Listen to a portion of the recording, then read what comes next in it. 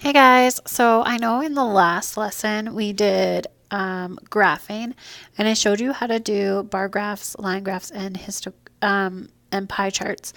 This time I'm going to show you a special graph. I'm not sure if you've seen them before, but it's called a histogram.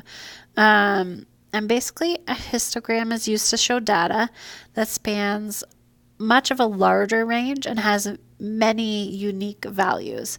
The key to working with this data is to put the data into more manageable categories, and then we make what looks like a bar graph, but as I'm going to show you, in this case, the bars are all smushed together because our categories are intervals.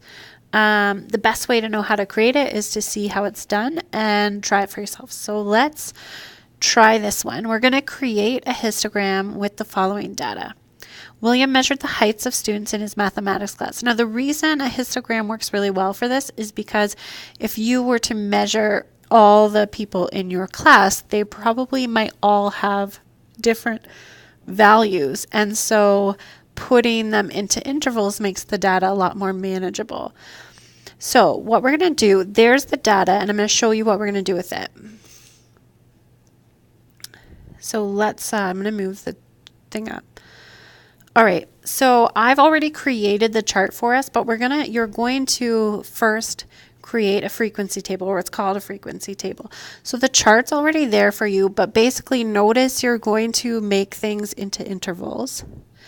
And what I've done here is done intervals that span about 10 centimeters each.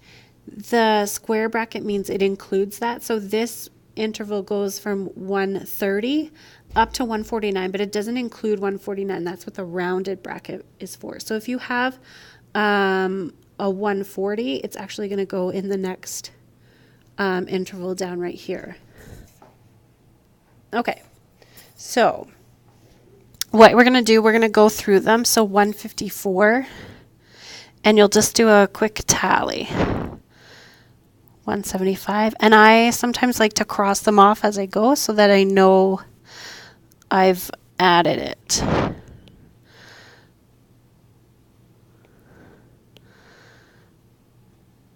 Okay, so I'm going to pause the video. You guys finish it up, and then I'll come back with it all filled out.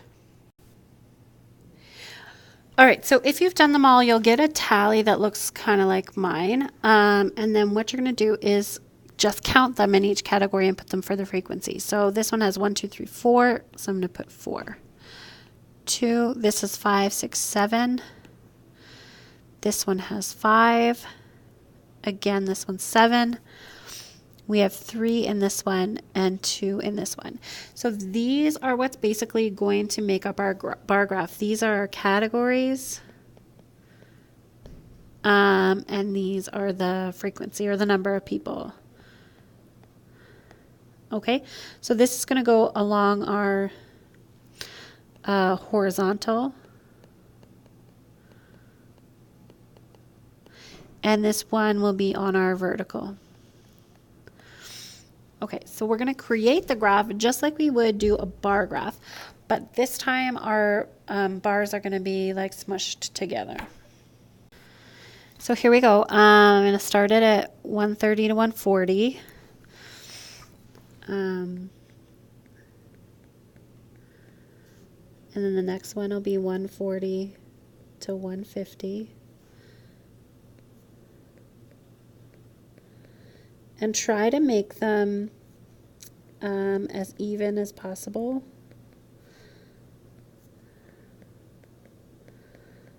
$180,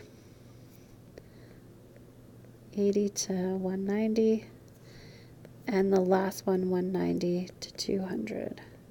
And then we'll put the frequency on the side. So it goes, the highest is 7. So I think I'm going to do 3, 4, 5, 6, and this is our frequency. If I can spell it right. And the bottom is the heights in centimeters. Don't forget to also do a title. So this is heights in class,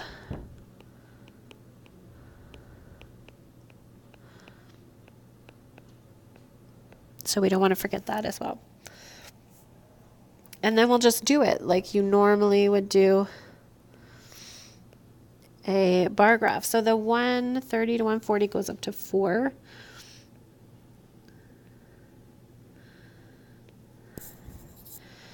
The next one is 2.